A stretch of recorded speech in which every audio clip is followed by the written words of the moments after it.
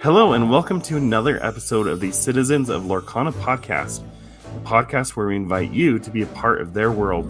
We're your hosts, Jared and James, and today we are talking all about the Atlanta DLC.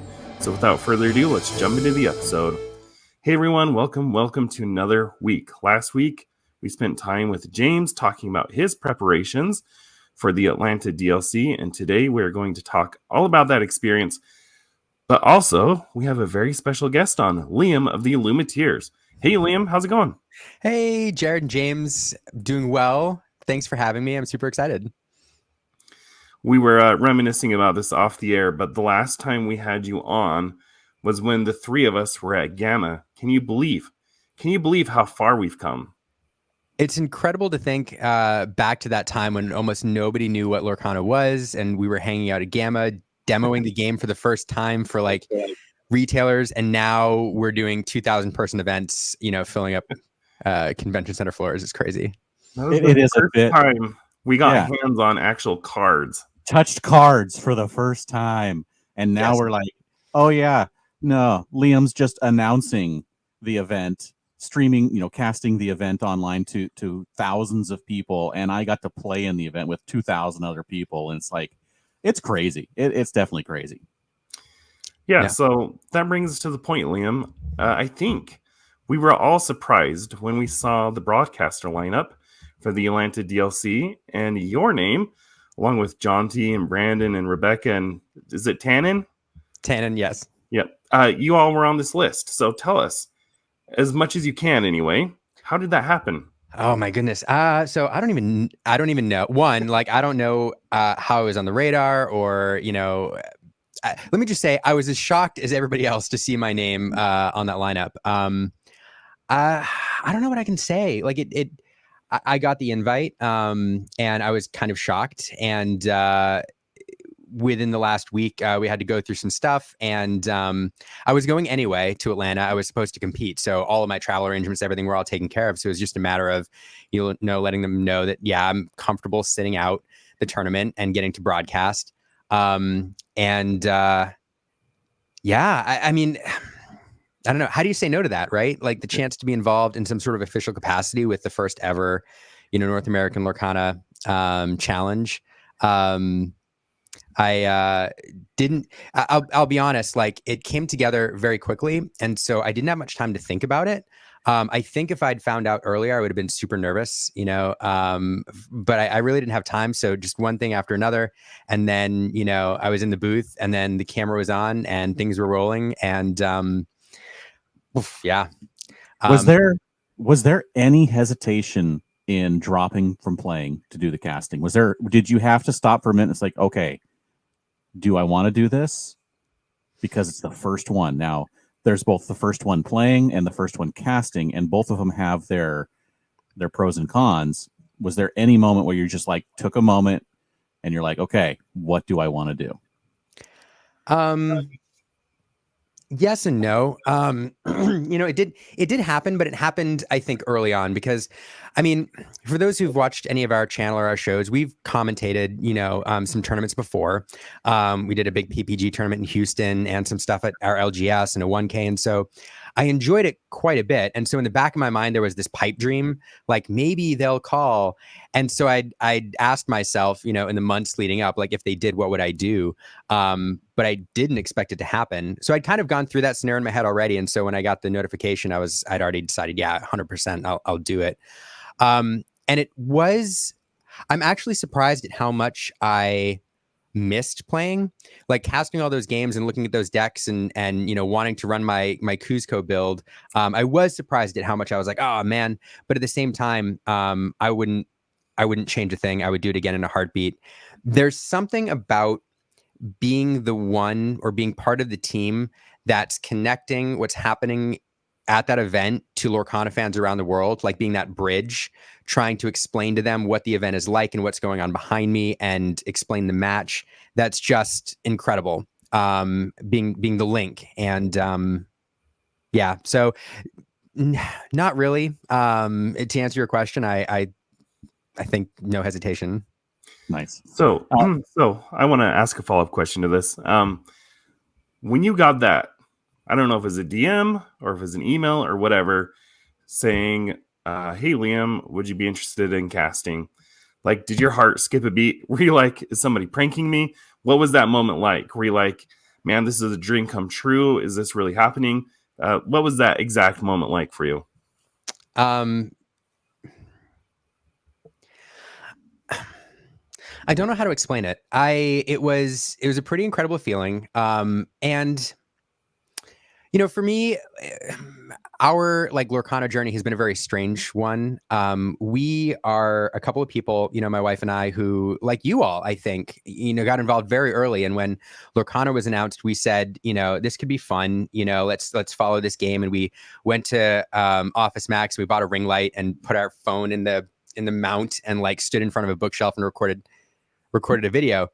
And from there, like, every single milestone has been a surprise. We have, we do this part-time as a hobby. But every video we do, we try to do better. Every live stream we do, we try to do better. Every connection we make, we want to make more. And so it's just been, one step after another. And when these things happen, I almost don't believe it, because they're like, I don't know, if you'd asked me like 6 months ago, hey, do you imagine that you'll be in this position to do this thing? I'd be like, absolutely not. But every time we get offered these opportunities, I jump at them because I know they may never come again, and I'm going to experience it, and I'm going to embrace it, and I'm going to do it to the best of my ability. And I hope, the journey keeps on, keeps on keeping on. I don't know if that's a good answer to your question. That's perfect. Thank you. So you mentioned that you had done a few streams like Houston and your local store. Now, obviously, that's likely why you were put on whatever list they had of people they're going to ask, was because you had done it in the past. Do you feel like that gave you enough of a solid foundation to feel good about doing an event that is this size? Oh, gosh. Again, I have no easy answers. Yes and no. I mean, the one thing I'll say is the one event that prepped me more than any other was Houston, because it was another, like, it was like a 7 or 8 round tournament, and it was all day, and it was Jack Patillo and Aaron and I, and we filled the dead space too between games. So we were on for like 10 hours straight, and it's a lot of endurance. And I think that's probably the tournament, where I really cut my teeth and kind of got an idea of what it would be like to stream a large event like this. But I think I felt prepared, but until you're in that position, like in an official event, like with a camera in your face and this giant monitor, and I have to say that the team there, I mean, these are professionals. They're editing on the fly. They're monitoring chats. They have multiple camera angles. They're talking in our ear. They've got streams coming in from everywhere. They're recording games and then editing them and like spitting them out within hours. And to be like part of a crew like that, it was the first time I've ever done anything like that. So I felt prepared, but when I got there, I was a little overwhelmed, and I just had to dive in, and I don't know. And I don't think I felt super comfortable until like the 3rd or 4th game, when I was like, okay, I can do this. And I have to say credit to Brandon too, like Brandon B Squared. He carried me for some games where I was having a rough time, and being able to bounce off him. He's an amazing caster, and being able to bounce back and forth off him was just incredible. I don't know. I could talk all about the experience and the endurance and the challenges, but I don't know. I won't bore you. Well, I will say this. That's one thing I can say about both you and Brandon is the both of you are like committed to getting better and improving every single time. Like, I talked to Brandon after the fact, and he's like, I thought I did pretty good, but listening in hindsight now, I realize there's so much that I could have done better. So, I mean, and I imagine you're probably doing the same thing too. But I think for what it's worth, you both did a great job. Phenomenal. Oh, thank you. That means a lot. Something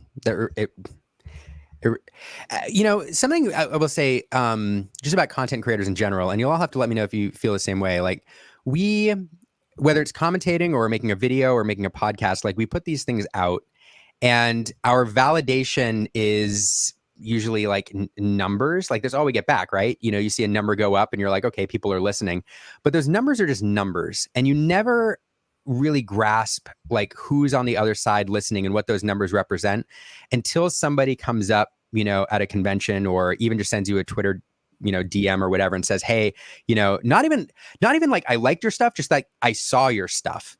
Right. And the fact that somebody took the time out of their lives to watch or listen to something that you did really means a lot. And so this gets me back to your compliment. Like, so you telling me like that you actually thought we did a good job, that really does mean a lot because, I don't know, it just means a lot. So thank you. You bet. So you and James experienced this Atlanta DLC on the same, like at the same time, but it was a different experience. So I'm going to try to like intertwine your guys' two experiences here. So we're going to get back to you, Liam, but I want to talk to James for a second here. So James, first of all, last time we talked to you, talked all about your preparations. So first of all, tell us how you did overall, and then tell us what your pre-con experience was like. Horrible. That's what I heard. Your flight was a little late. So we were flying out Friday, and when we got up and we were getting ready, we immediately saw that our flight was delayed like 20 minutes, which was like horrible because we were getting in an hour and a half before registration closed, and I was going to try and rush down there to get the promo with early registration. And then we get there and we get through security and we sit down and they just extend it. I think it was another hour or two. And they're like, yeah, we can't find a first officer. So we're just going to have to wait until they actually had started boarding. They had to like take people back off the plane and just like, guess what? We're going to sit here. So we ended up sitting there for like 4 extra hours. We didn't get in until after 10 o'clock. So we didn't get to the B&B until after 11. And so that was basically a horrible beginning. We got there, talked to Eric, went over the last second, like, is this exactly the deck we're going to play? Is this what we're going to do? Do we want to make any last minute changes? And I'm like, look, we've gone through every little thing that we can go through. We're just going to stick with it because this is the one that we've played the most. And, this is the one we're comfortable with. And in fact, I think I can actually show the deck that it was for those watching live. I played Ruby Amethyst, good old, Ruby Amethyst that just like was everywhere at the event. This is the one I played. Nothing really special. The 2 Pascals there, I think, is the little bit of the spice there.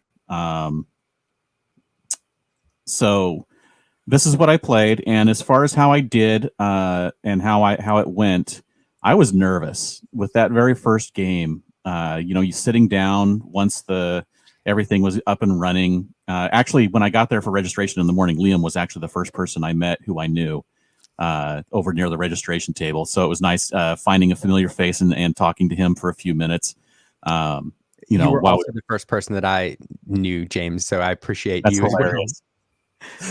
Yeah, it's just seeing a familiar face was really nice. Met so many people throughout the weekend that I either knew or knew of or had wanted to meet forever who had, been talking to online.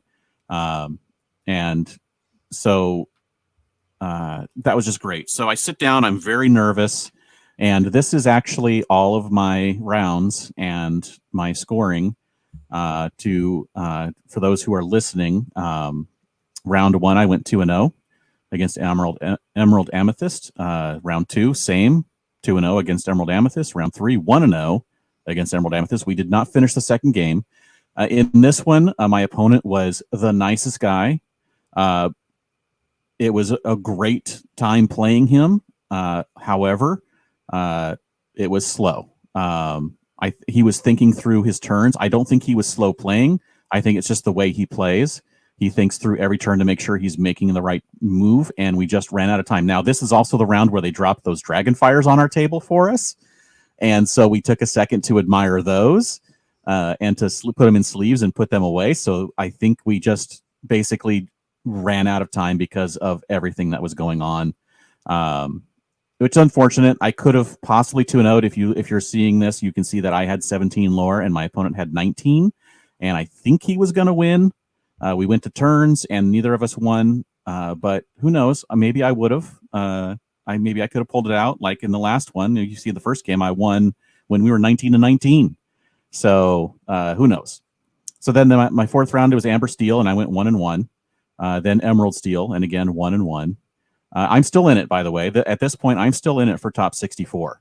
And then I played Ruby Sapphire in round 6, went 2-0. I was very happy about that because Ruby Sapphire was, along with Steel Song, was one of the decks that I had the most trouble with in set champs, playing a similar Ruby Amethyst deck. And then in round 7, again against Ruby Sapphire, I 1-1.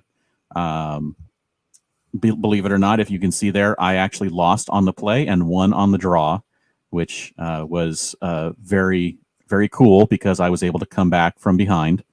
And then round 8 happened. I was still in it all the way through round 7. Round 8 happened, and I faced an Emerald Steel player who had just a slightly different build and played it slightly different than most people played it, and threw me off my game because I can beat Emerald Steel. I know I can. I know how to play against it, and he played just different enough to throw me off my game, and he played masterfully. You can see that he got so much lore so quickly, and props to him for playing so well and being able to do that. So that knocked me out of both the top 64 and contention for the Let It Go, actually. All in one round, which was a bummer. And then, so this is what I wanted to talk about, is round 9. We sat down, and the same exact thing happened to my opponent. He had been knocked out of contention because obviously the way the points work, the way this 2-game system works, is you are matched up against people who are exactly the same as you for the most part. And so he had actually just been knocked out as well in round 8 with an 0-2 round. We sat down, we laughed about it, we cried about it a little bit. We started, we were talking back and forth. We were actually really like jovial, I think is actually what I would use to describe it. And we just had, it was my first mirror match of the day, and we had so much fun playing, even though we didn't need to play this. And we were just like, let's just play it out. And we had so much fun playing. It was so awesome. And he also was brand new to TCG. This is the first TCG he is playing as well. So it's like everything about us was the same. It was so cool. This is the kind of thing that was really awesome about the whole event. I had zero problems with any of my opponents. Every single one of my opponents was a good person, fun. Even the ones who were like more business than not were not like really like bad about it. They were okay. But did your last opponent, does he have a podcast? So there you go, James. I think that's the only thing that maybe he was not the same. But I just would like to say that thank you to all of my opponents. They were all awesome people. I had so much fun playing everybody. There was nothing I didn't come across any like rule sharks or people who were like, all those things you hear about the horror stories of people you can play at tournaments. I did not meet a single one in 9 rounds, and I was so happy to play so many people who were enjoying themselves just as much as I was. So here's a question for both of you, because this is another thing that was new with Atlanta. What are your thoughts on the 2-game format? And James, you can speak to it from playing it, and Liam, you can speak to it from commentating on it. What was your overall impression of the 2-game format? And Liam, why don't you start? Oh dear. It almost feels not fair to ask me since I didn't experience it, but I'll give you my impression based on what I saw. So first, as a commentator, commentating 2-game matches, it didn't feel bad, like at all. And actually, interestingly, like every match we commentated though, like through the Swiss rounds, I think every single one, there was a 2-0. And so whether it was 2-game or 3-game, like it was, same to us because it was 2 games and it was done. I think that's right. Somebody's gonna have to correct me if I'm wrong there. So, and the matches, the rounds went quick, 2 games, it felt complete. It was fine. So I really had no issues with it. The one thing I will say is when I looked at the players who showed up, And then I looked at the top cut. There were a lot of names that we all recognize in the top cut. And there's some very good. I'm not saying that all the best players were there. There's a lot of amazing players, who didn't make the top 64, and we all know who they are. But the tournament, the format seems to have done a pretty good job of identifying the best players on that particular day and having them, rise to the top, including that crazy off meta deck, which deserved to win the tournament. And so if the point of a system, a Swiss system, is to help you identify who the best players are on any given day, it seems to me like it did a decent job of doing that. So overall, it does feel unfair of me to say whether I love it or hate it based on the fact that I didn't experience it. So I'm really interested in James's answer. But just as an observer and as a caster, I didn't see any problems with it. And it seems to have done its job by identifying, the best players for day 2. Well, and real quick, James, before you hop on, I just want to share, I ran a poll on Twitter, and I know there are always things that I could do to refine the question, but I asked those of you who played in the Lorcana DLC this past weekend, thoughts on the 2-game format. And if you add up the loved it and liked it, 53% of the people liked it or loved it, and 47% said bring back the 3-game format. So, and that was on 224 votes. So it seems like for something that's new to a card game, the fact that many people were okay with it is pretty awesome. All right, James, tell us why that is. Well, as someone who has not played TCGs for a very long time and not gotten super used to the best of 3 format, I think that I am in a position where the 2-game format didn't strike me as unfair and as lacking in resolution as a lot of people, because what I did walking into this event was knowing that straight up I had to win 14 games. That's all there was to it. I had to win games. And the best of 2 format is nothing but win games. It's not, how many games can I come back from a 1-1 or an 0-1 start and 2-0 someone. It's not, how can I figure out how to play the tournament at a certain point to ID my way through to barely making into the top cut. It's win 14 games and you're in. That's all there is to it. And I went in with that mindset. So the 2-game format, even with that, still I am not 100% happy with. It does feel a little bad having played best of 3 now at the local store for the last 7 or 8 months. It does feel a little bad not having that last chance, that last gasp when you go 1-1 to pull one out and get the win. On the other hand, it was really nice being done so quickly of each round and not having to play 3 games for an hour. So, there's just so many things about it that, but I just feel like if you go into it thinking like this is the games, I win 14 games, I'm in. That's all.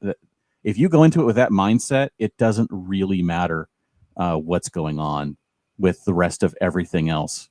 That's just the only thing I can think of now. In talking to everybody now, Eric had a not great day. He was 1-1ing all day long, so he didn't feel good about how he was playing and the what was happening. A couple of our friends also came from Kingslayer Games where we play, and they were having a mixed bag of a day. And everyone I talked to, my opponents and other people, when we were just hanging out in between rounds, there was no one. Every single reaction to the 2-game format was like lukewarm to hate it. There was no one who's like, I love this format. And I think that's generally because it's such a new thing that people just aren't used to. Going forward, if everyone just kind of adopts that mindset of just win games, then I think it'll get a little easier for people to appreciate what is happening. But I still think that there's going to be that resolution issue with that 3rd game that never happens for a lot of people. It's interesting. It's interesting. Liam, you look like you have some thoughts. No, it's difficult because my thoughts on this subject are very, I don't know, complex. I have a lot of thoughts. And I do think, James, you brought up the point that it is new and people aren't used to it. And I think that's a huge part of it, especially from the established TCG community. And I will say, that putting myself in the shoes of somebody playing, if I split 1-1, I'm the type of player where I'm sure I would also be like, I can get that third game. Although, that feels better, more like that when you've lost game 2 and you're going into the play on game 3. It doesn't feel quite as good when you've dropped game 2. Anyway, when you win game 2. But I don't know. I am interested to see how people's opinions change over time as they play. I do like your point, James, about, hey, all I have to do is win 14 games. Like, that's it. It's like a season of soccer or something like that. All I need to do, to make the playoffs is I need to go into the season, and yeah, there are points and standings, but statistically, all I need to do is win 14 games this season and I'm in the playoffs. Yeah, I don't know. I will say this, like, I did enjoy when we went into day 2 and we got to call 3-game matches. It was kind of fun to have people go back. Like, I think it's the comeback that's fun from a spectator's perspective. When somebody loses game 1 and they win game 2, and you're like, oh, are they gonna pull it out? So that was fun. But I also think that mentally I had this division between the Swiss rounds and the tournament. Like, I knew that it was one and done in the second day, and so that third game, felt better. Whereas with the Swiss rounds, I think I was fine with the 2 games. So I don't know. I just have a lot of thoughts, and I think we need time. I think we need more tournaments. I think we need more data. And until then, I'm supportive of trying something new and want to see how it continues to play out. Oof. Okay. So the matches that you commentated on, those were pre-recorded. It was hilarious seeing you out on the floor, and I'm like, aren't you supposed to be commentating right now? And you're like, nah, they're recording one. We'll start commentating on one in a few minutes. They're doing John T and Rebecca are on right now, so we get a break. It's so weird seeing that in between. But so they were pre-recorded. Yes. And then you recorded your commentary. Was it live? Your commentary was live. Yep. To a pre-recorded match. Yep. So what was that like, having to do that way? Was that like, how weird? Was that weird? Was it just like, okay, that's what we're doing? It was kind of strange. So the strange part was not actually recording our commentary, because once the monitor's on and like you're live with the world, because before every match you do this thing where you like welcome everybody back and you talk to them, and in that moment you're talking to the world live. So even though the match is pre-recorded, you're live with the world, and so everything's happening in real time, and your brain like very quickly loses the knowledge. You forget that you're watching something pre-recorded. So that was fine. The weird part was being out and around, knowing that behind me, like on the other side of a curtain, a match is occurring that I'm going to see like 2 hours later. That was a little strange. And also, I knew some of the players who were playing, and I had to try very hard. And actually, the production company also tried very hard to make sure that we had no idea what was happening in that match. So we went into every match like completely blind. We had no idea who was going to win. We had no idea what was going to happen. The only thing that we knew, but only even a couple minutes before, was that there was going to be a judge call. Because they did edit those out in the interest of moving things along. So we would be recording, and we would get a note or something saying, hey, we're going to get a judge call here in a few minutes. Here's the resolution. And then we would deal with that. So, and I only bring that up to say that even though it was pre-recorded, like the commentators had absolutely no idea what was going to happen. So our emotional reactions and responses to the plays and everything else was completely genuine. We were just as shocked as everybody else, when somebody hit a critical draw or top decked the goat or whatever. I don't know. Having done it, because everything else we've done had been live. And I really thought, that at the time when they said they were going to do this, that people would be I don't know, that it wouldn't be the same not watching it live.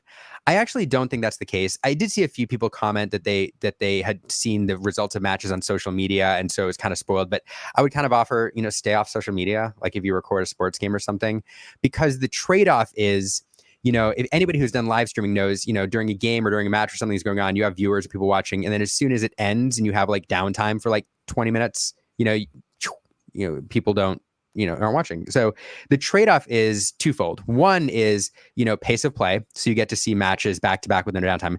The other thing is there's no other way they would have been able to show everybody 2 games per round. So up until matches 7, 8, and 9, you got 2 matches per round. And where if we were watching it live, you would not have been able to do that. And so you got double the action out there, everybody watching. You saw twice the players, because they were pre-recorded.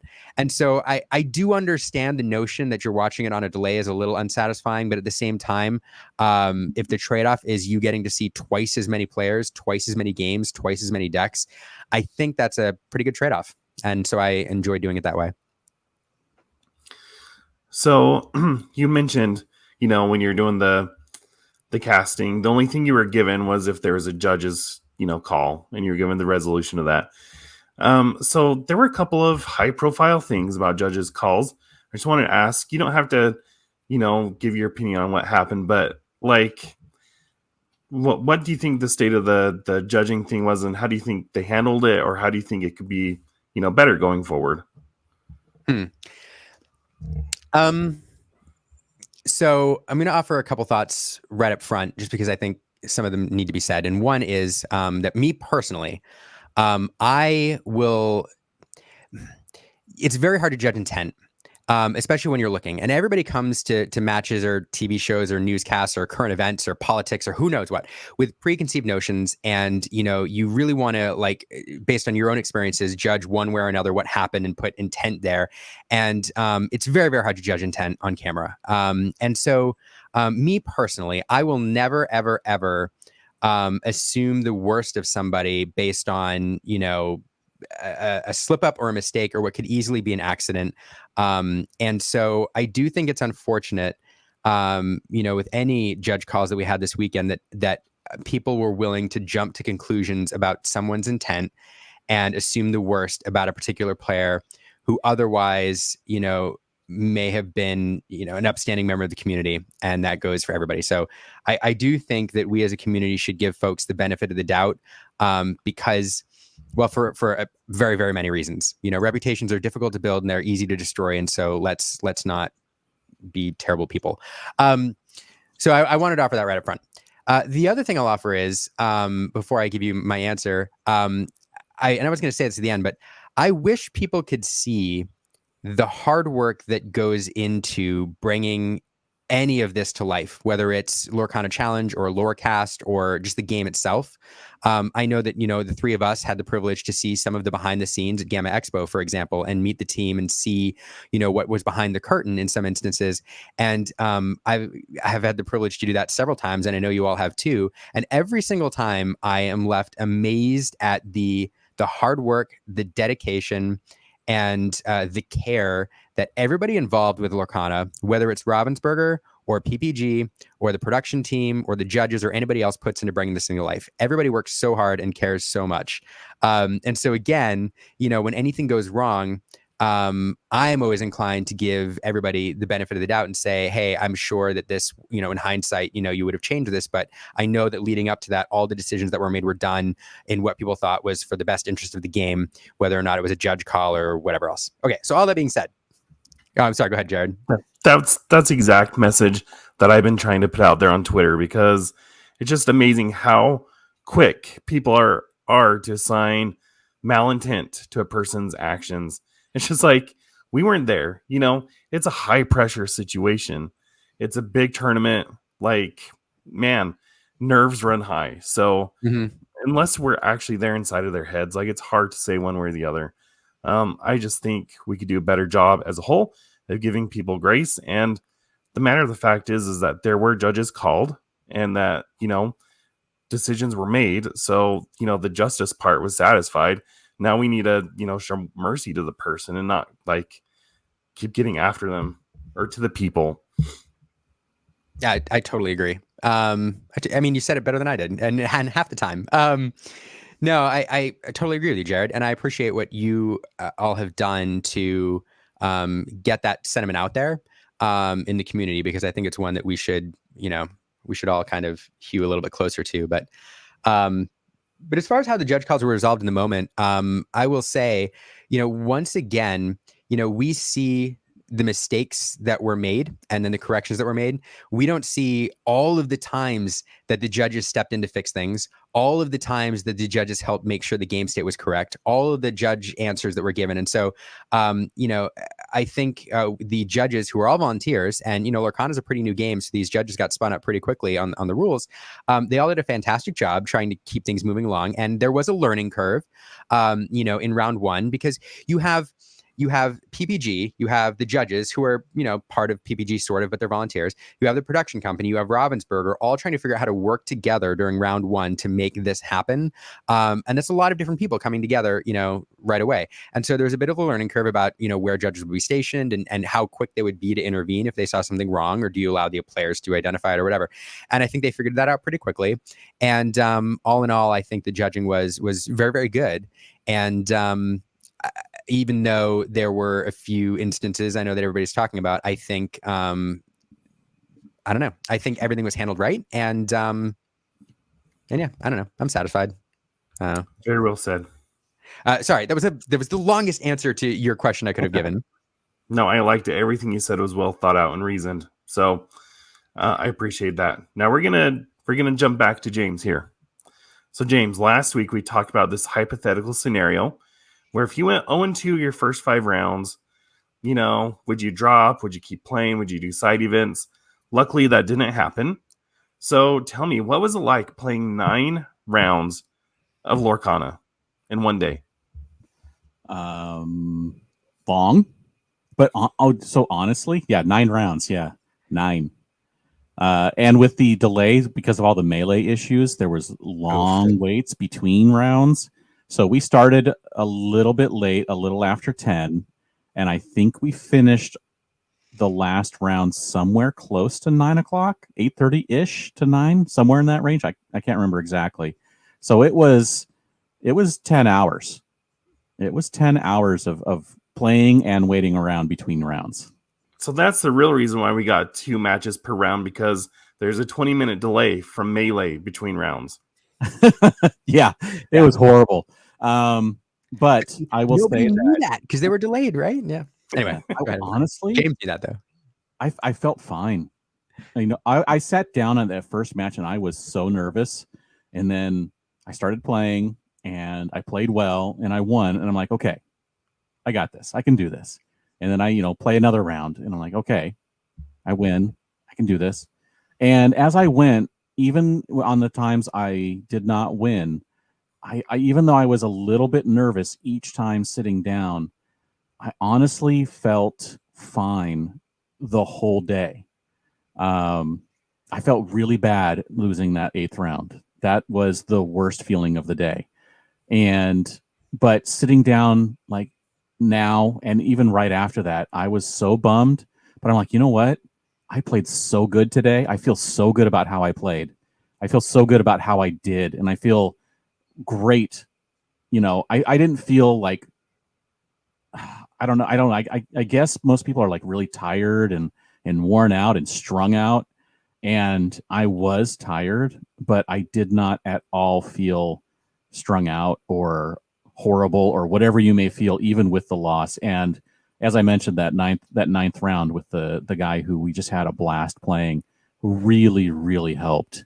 It really helped send off the whole event on such a good note that I think that it's like I can see why this is addicting for people to keep going to events and to keep trying, because it is great to have that kind of event and have that kind of feeling coming out of it.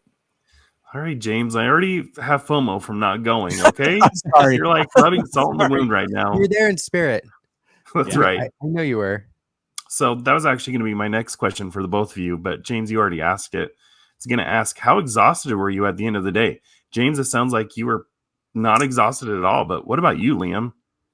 I was pretty exhausted. I hadn't slept much the night before, and both days. I mean, you kind of. It's interesting, James. You mentioned, you were jazzed. And I do think, when I've played in long events, I usually am too because that adrenaline's pumping. But it also, people think of card games as easy, physically because you're just sitting down and playing. But these events are like an endurance test, and you can tell, when you get in around even broadcasting 7, 8, and 9, watching players play, you see people make silly mistakes because they're mentally, just it's either they are just burned out or they haven't eaten properly or had enough fluids. And for me, I did kind of hit a wall on day 1, and I felt a little crummy on day 2. Partially because, of adrenaline and I didn't sleep much, but also I didn't take care of myself the way I should have in terms of food and particularly drinking fluids. I tend to, at events like this, whether I'm casting or playing, be very excited and move from one things to the next and want to talk to people and want to interview people and want to see what's going on. And I'm moving so fast, I forget to take care of myself. And I think you two saw me do the same thing at Gamma Expo. If I remember right, I was pretty in a pretty bad way one morning, and the nice folks from Super Players brought me a cup of coffee and woke me up. But anyway, so I was tired, but I was also very excited and energized. And I don't think my biggest goal, as I was coming into day 2 and I was feeling a little crummy that morning was I told myself, you cannot let anybody who's watching, know that you're not feeling 100%. You have to convey your excitement for this event, because I was excited, and you have to push through it for the sake of those watching. And so even though I felt kind of bad, I think it's very motivating and exciting to do what I was doing. And so I was able to push through it. And I don't know, I hope it didn't show. But lesson for me, though, and for anybody going to these events, pack snacks, bring, Yes. and fruit. Sugi from TCG Cast said, "Hey, eat fruit, bring Gatorade," and I did that the second day, and it helped. And drink water. Constantly drink water. You may not think you need it, but drink water all the time. Yep. I had snacks. I had protein bars. I had my water bottle that I refilled at least a couple times throughout the day. So this is funny. We stayed at a Airbnb condo almost a mile away from the convention center, and I walked out on Saturday night and was going to get an Uber back, and it was like, because there was MomoCon happening at the same time, and everybody was leaving MomoCon. It was a surge time, so it was like $50 to go less than a mile, and I'm like, well, I guess I'm walking. So I walked back in the nighttime Georgia humid heat back to the condo, and man, yeah, that was not fun, but you got to do it sometimes. Yep. So it's awesome. All right, so we've only talked about day 1. I want to hear about both of your day 2 experiences, James, because I'm pretty sure you played some side events, and Liam, I mean, it switched to, you already talked about the best of 3 format. Plus, you got to commentate as we worked our way up towards the finals, the championships. So, I mean, James, why don't you start with your side events, and then Liam, you can talk about your experience commentating. Liam, real quick question before I start. Yes. How late did you guys finish on Saturday night? Oh, goodness. A little after 10:30, closer to 11. Like I didn't actually get to sleep until after midnight, after walking back to my hotel and coming down off adrenaline and everything else. Yeah, I didn't get to sleep till like 1, or we didn't even try getting to sleep until around 1. Yeah, I will say because of a variety of reasons, they started doing only one game around broadcast wise for 7, 8, and 9, which definitely saved us a lot of time, because I was doing the math initially and I was like, I'm not sleeping tonight, which would have been fine. Again, I don't want to say that I would have been ungrateful, but I was prepared for that. So day 2, wake up a little slow because of the going to bed at 1 a.m. We have to get out of the condo. So we have some leftover pizza for breakfast, and we get out of there, and we don't make it down to the event until I don't know, I'm going to say sometime in the 10 o'clock hour. And this is already now at the point where Melee has gone haywire again, and they've announced that you can only sign up for side events in person. And I get there, and the lines are insane. I wanted to do sealed. Lorcana. Right? Yeah. I wanted to do sealed, and so I got into the sealed line, and it looped 2 times. So I was in the third, loop, the third line of the line, like a big Z, and it was going so slow. I moved like 5 or 6 people in like 5 minutes, and that was because 3 people left the line. So I was like, I don't know. So I looked, and I was talking to Eric, and he's like, well, the constructed line's actually the shortest line. And I'm like, well, but I don't have a deck except for the deck I used in the event. I need a new deck, but I brought all my cards. So I'm like, well, I can go sign up, and then it's supposed to happen at noon, and now it's like 11:15 because I've been waiting in line for 20, 30 minutes now at this point. I'm like, well, okay, if I can get up there, I'll build the deck and take 15 minutes. So I get up there. I finally get up to the front. I pay for the constructed, and I go and sit down at the table where Beth is patiently all day waiting at the table for me because Beth went with me, and she basically just sat in the convention center at a table like all day waiting for me to play games. So thank you, Beth. I really appreciate that.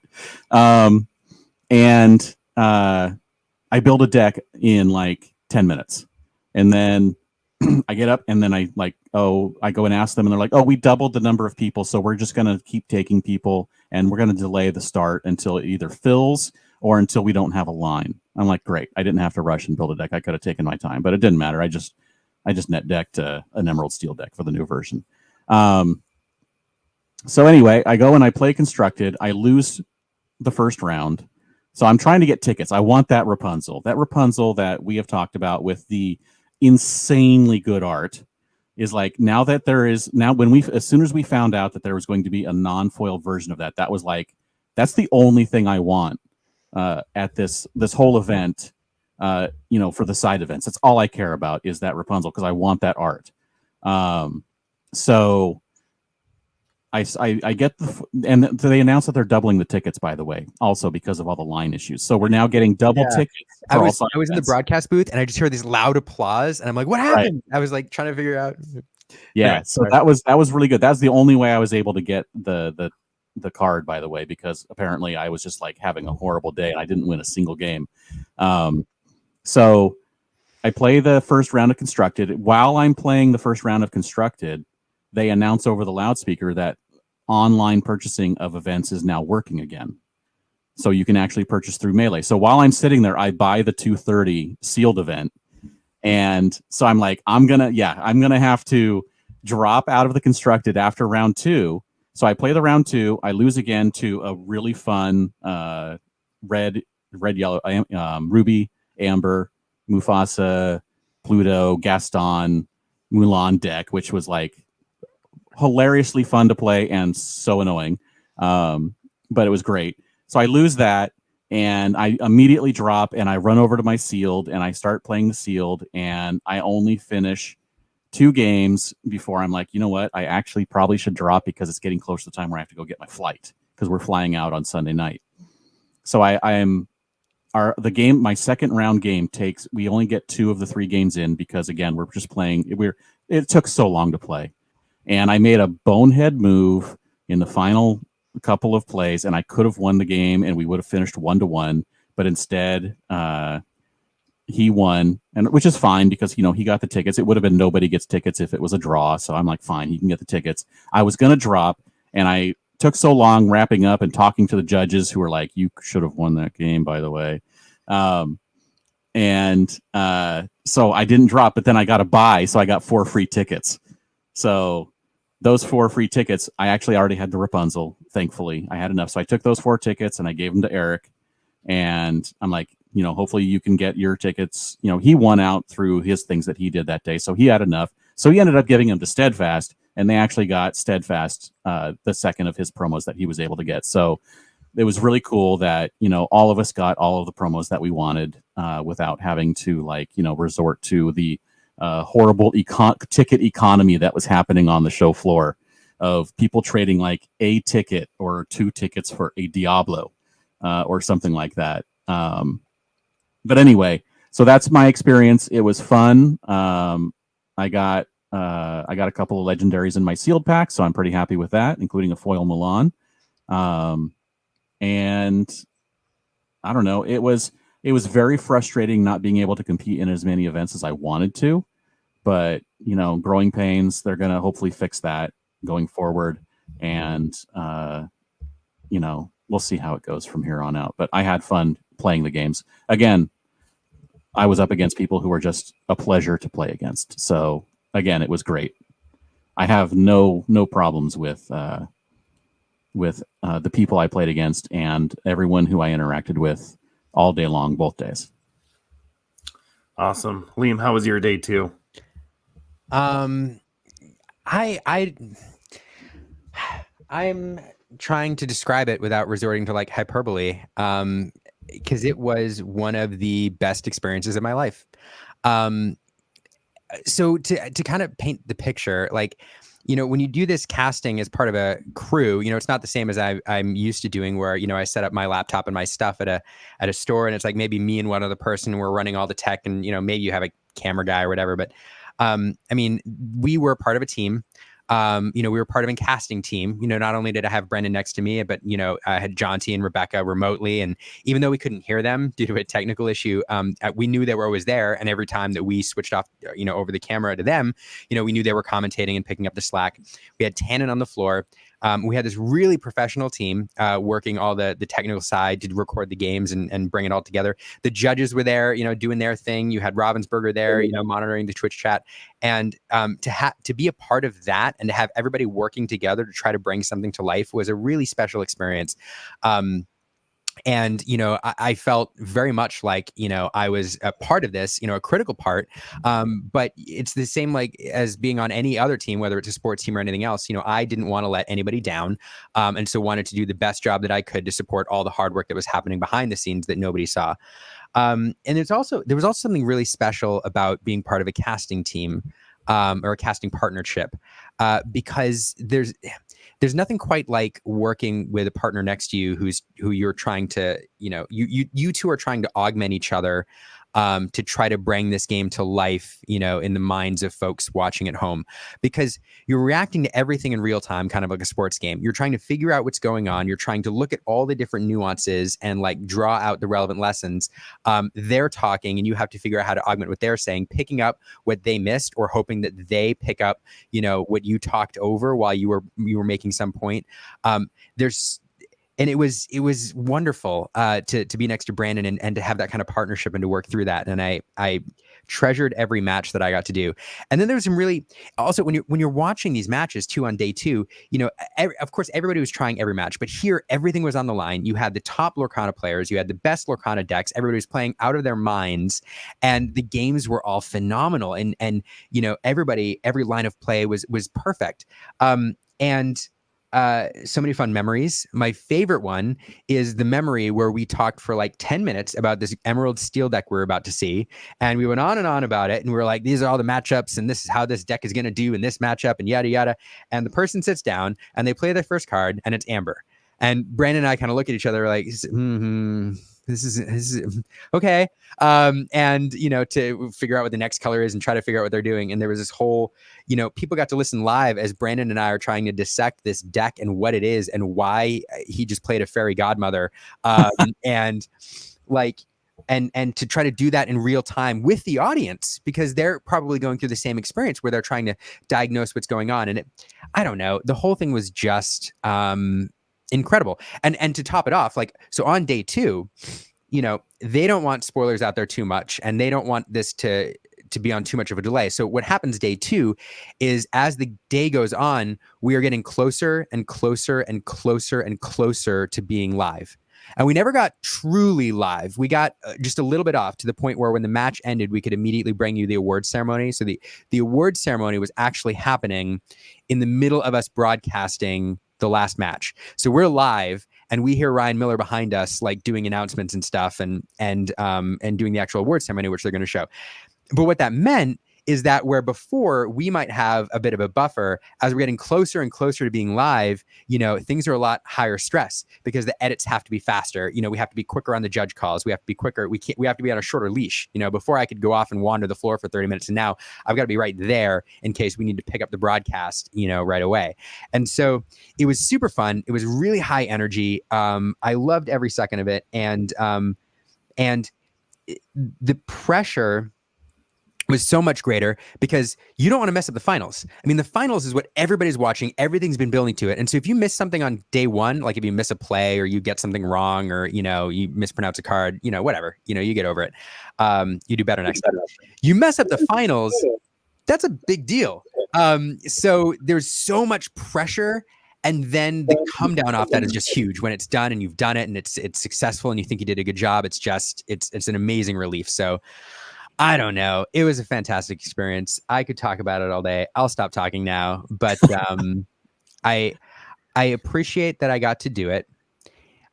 It would be the experience of a lifetime if it's the only time if I ever get to do it, and I'll always appreciate it and value it and treasure it.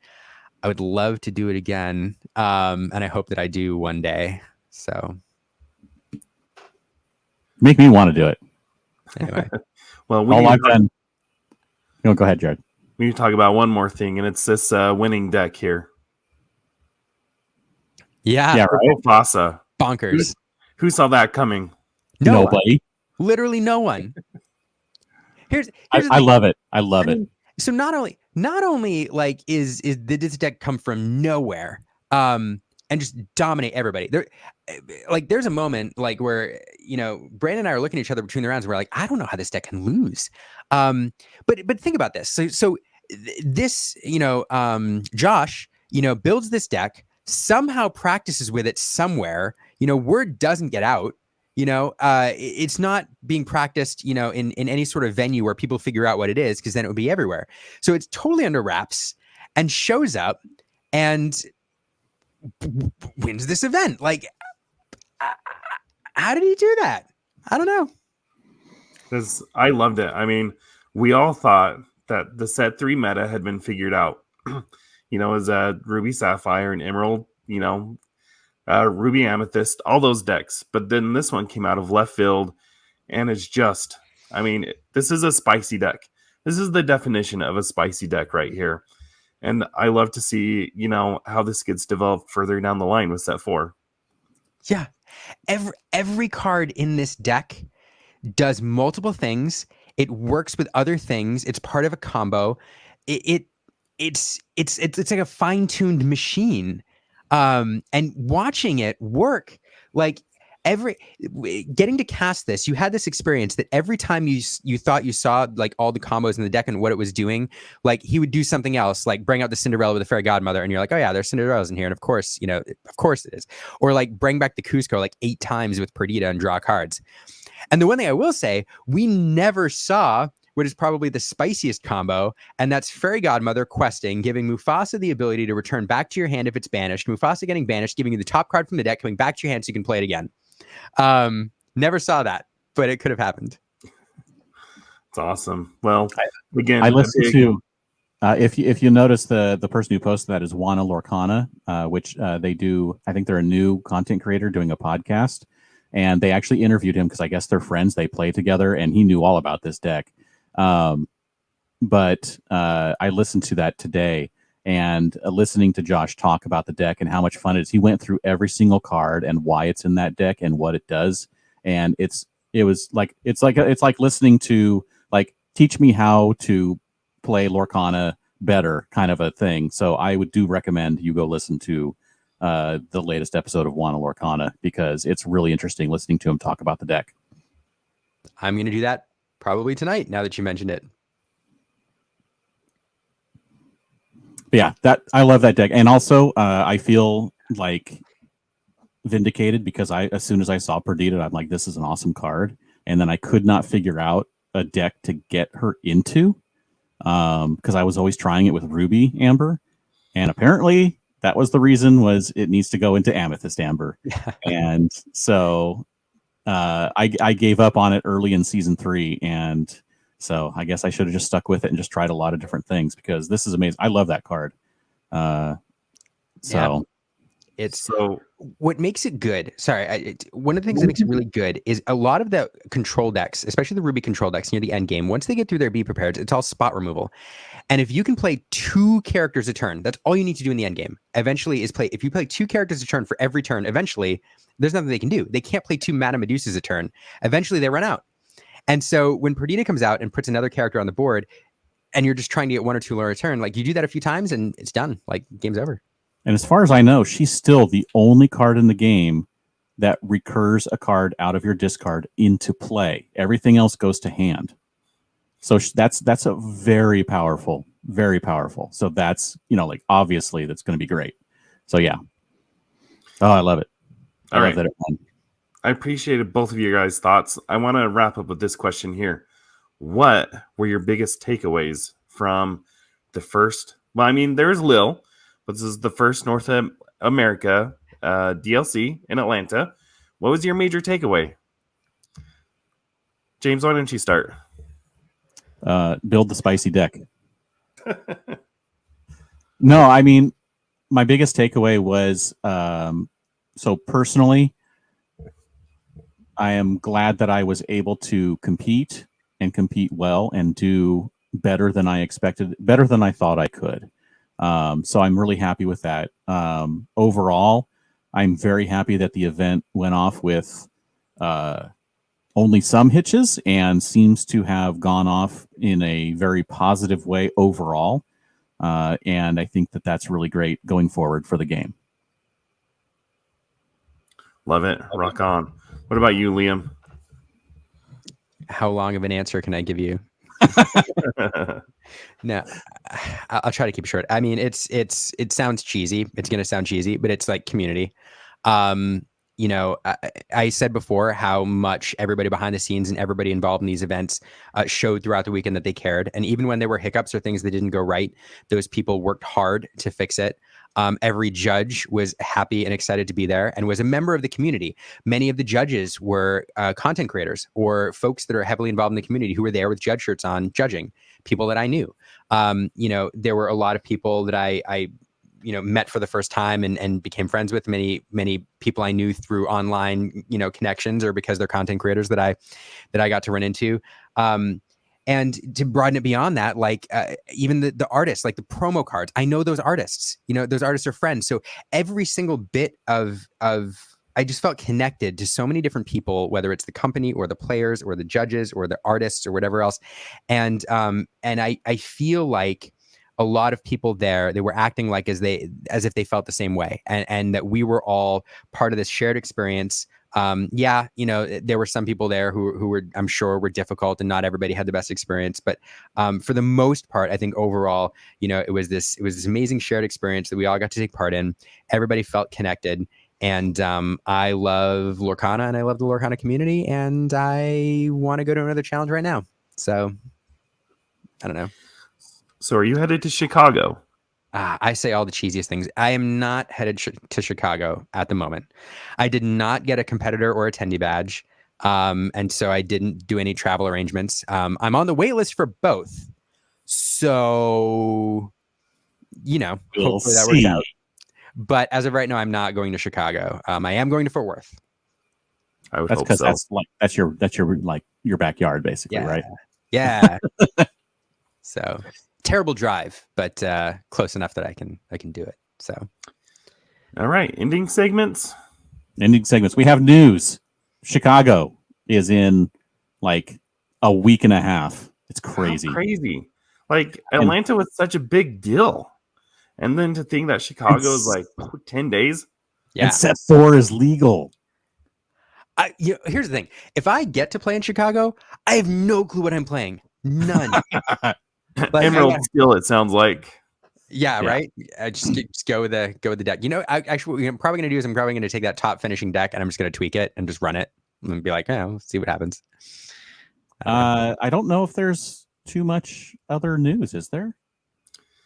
No, I don't think so. All right. Is there any new cards? Not that I'm aware of. Let's chill for a little bit on new cards. All right. What are new? When it is time for Disney Jeopardy, and Disney Jeopardy. And so I chose a theme of Hercules because my man Why Hercules? Liam here, revealed the One Last Hope card, and he went to his locals dressed up as Hercules. So I guess you were just I like did. a man after Bivens' heart, and you were a Hercules guy, but you told me that maybe you're not the biggest on Hercules, so we'll see how this goes. Okay. All right, for 100, this is where Hercules was born.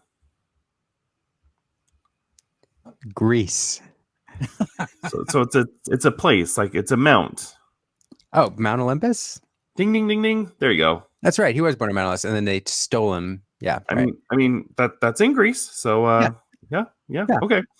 For 200. This is the Titan that Hades sends to take care of Hercules. This is the Titan that Hades sends? He frees them all and he's like, hey guys, Olympus is that way. But he sends one of them to go attack Hercules in the city when his strength is gone. So here's the problem: is I'm really bad at the Titans' names, and I should know them because they're Lorcana cards. You can describe them too. Cyclops. What do you say? That's right. People can see us now. Yes, that was my hint. It was Cyclops. Oh. Oh my gosh. Yeah. One-eyed. That's one eye right there. You're right. Yeah. Good job. Yeah, sort of. Aaron is much better at Hercules than I am. But okay. Yes, I finally got to meet Aaron, by the way. Oh. I had never met Aaron, and I just happened to run into her like at the water station. I have to say a huge shout out to Erin. She took care of my daughter so I could do the casting this weekend. I owe her a huge thank you. And I haven't thanked her publicly enough. So thanks, Erin. Yep, Aaron's awesome. All right, for 300, this is the Lion King character that makes an appearance in Hercules. The Lion King character. I don't even remember this. Is it like a stuffed animal or something it's like when, that? It's when Hercules is being painted. He's all standing, and he has a headdress on. Yeah, Scar. Yeah. There you go. Ding, ding, ding, ding. Okay, cool. I was thinking about the Lion King, and then okay, yeah. Scar headdress, skin. All right. This one I think you can think through here. If you think about the scene. Okay. This is what Phil means when he says that Meg is the basic DID. So they just finished training. Damsel in distress. There you go. Okay. Good job. Yeah. This one, though, is tough. Okay. I will say this. For 500, this is the name of Hercules' Earth. So Hercules' Earth parent's donkey. This is the name of their donkey.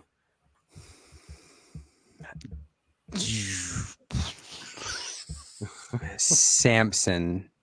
Let me see if I can give you a hint that will do you no help whatsoever. Okay. You're good at those. Ready for this? Yes. Christina Ricci.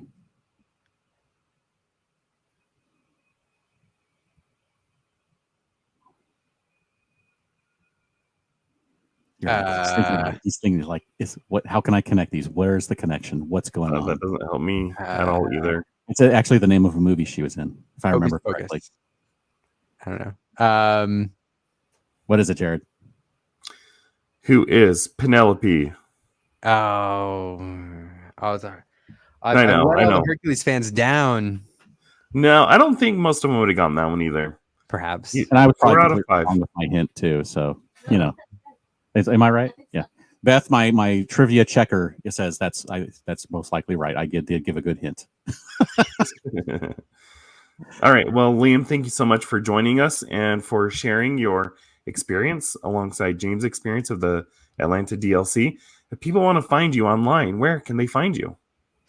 First, thanks so much for having me. This was wonderful. You all are the best. And I appreciate everything you do. So thank you for what you do for the community. If people want to find us, we are at Illumiteers on Twitter or YouTube. Most of our stuff is streamed on YouTube, Twitch, all the places. But subscribe to the YouTube channel. We do Lorcana content and I don't know, all the things. And I talk a lot. So And you're awesome. Highly recommend. If you're not following the Illumiteers, what are you waiting for? So if you liked what you heard here, you can subscribe to us on YouTube. You can follow us on the podcasting platform of your choice. You can find me on the website formerly known as Twitter at Citizens of Lorcana. And James, where can they find you? You can find me everywhere online at Dan Regal, and you can check out also the stccblog.com, because we are doing Comic-Con coverage leading up to Comic-Con in July with the SD Concast, a weekly show. Yeah, that's about it. Thank you all. Thank you, Liam, again for joining us, and thank you all for listening and watching now. And we'll see you next time.